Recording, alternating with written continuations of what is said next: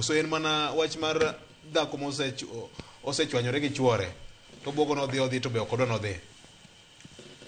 Jakubuya e kinde mokalo nowacho ni jadhi to nyaka dhi adhiya manokidhwa. Noyanywa mowachnwa nyaka nosechulwa. Kendo nowacho ni luor ber. Ni kech sama luor nitie to winjruok bedie. Mbaka bende gore. Kama luor onge to onge gima dhi timre maber. We mondo akaw thuolo mar puoyo jo ODM kuom bedo gi NDC. Nikech NDC ni kiparo kane wadhi loro higa ema ni wacho ni NDC ni ema miyo ji legitimacy mondo luong NDC.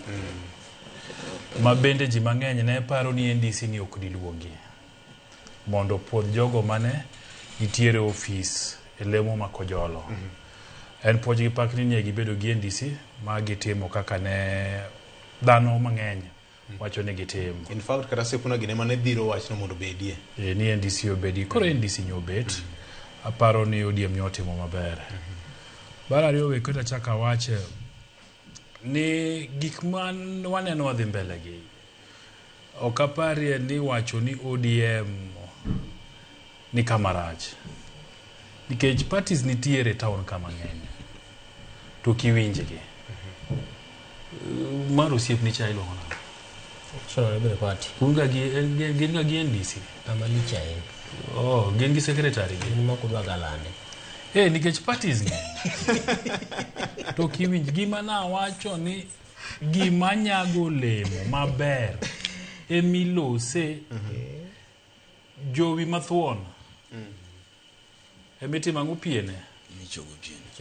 Michogo piene. Emomiyo ODM ne an kaka nene en nitie gimoro ma en go emomiyo ilare.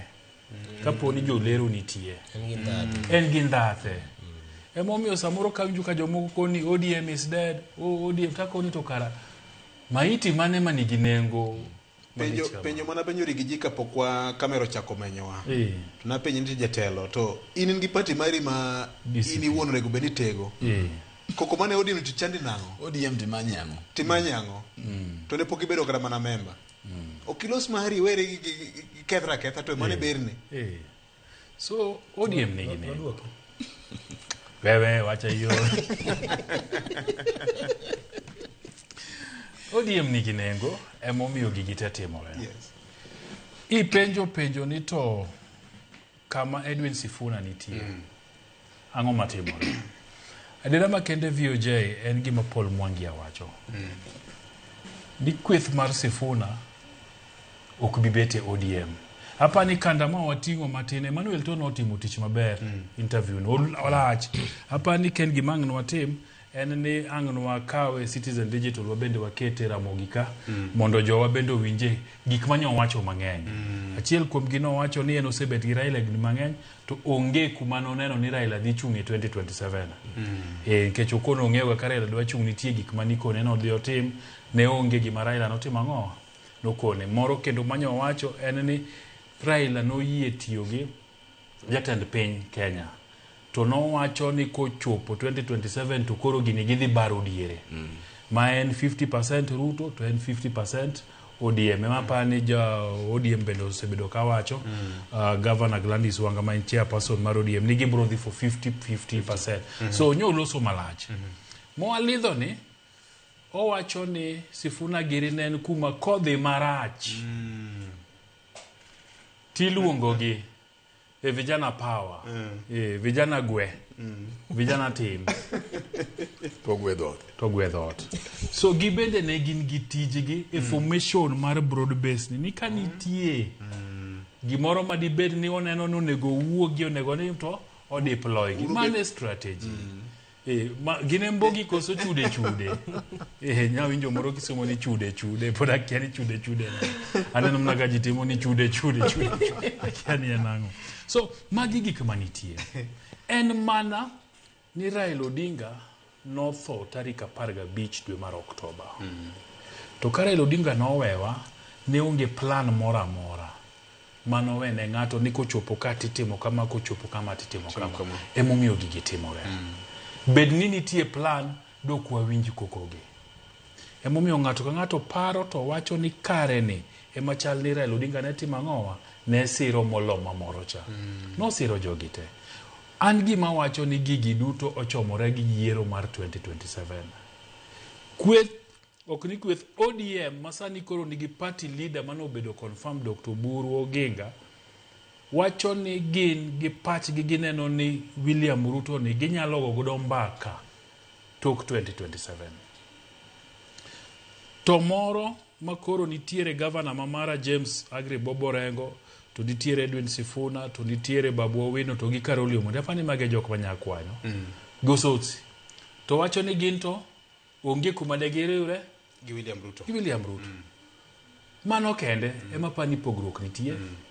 Gima duong' moloyo en ni to bende ODM nigi structure mar engage William Ruto post 2027.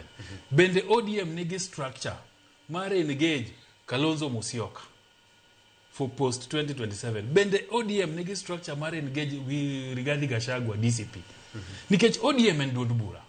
To duond bura nyaka gombaka onge a single individual party makano win the presidency Kenya kasani. Okinyal. To samudhi e negotiation un gi legitimacy mane? Un gi teko mar ng'a? NDC. Wajumbe. Magu. Moro mokoni wadwa tim kama. Emomiyo an gi pacha aneno ni bro bedo matek mar jok manyo ni ufungamano mondo dhio negotiate anything. Nikech gini bende ok ginya bukre ni koro ni information gino giyiero ng'ato udwa chung president giyiero ang'o to gidwa chung gi ODM. Nikech registry of political parties bende nitie gi processes matimo. To kata bed mna ni giyiero ni gin gi chama makoro giyiero mamargi. Obed Azimio, obed Linda Mwananchi ni giloso party margi ma. To bende nyaka gibedie gi processes gi. Mamiyo gi legitimacy mar dhi gombaka gang'o kweth moko gi. Gigi duto en yiero mar 2027. Wacha kanwae kamoro matin. Ni kaka nene sani onge kuma Edwin Sifuna bro riwore gi ODM gilange ka onge nosedhi chon gisedhi kanyo onge pachgi. Emomiyo nya winjo kaka Karoli Koni ni wameamua ni watakuwa na presidential candidate. Aparo ni mana agenda maber nikech yiero chiegni firimbi nyosego jinie campaign. An Linda Mwananchi ni gimadwa na kwa gisani eni koro gi prepare gichom debetir gi popularize themselves kaka party kata kaka coalition mondo gi prepare mondo gitim ang'owa gidhi mbele nikech adiera ingeni thuolo onge reverse Kira rangri. En gi reverse? En gi wiye kongi kongi. Reverse nyiso ni yonge ingeni gari la moshi igalo ga wiye kacha tiduoko chien kota to ringo kocha. Koro nodok gi kaiwe. So gin gi onge go.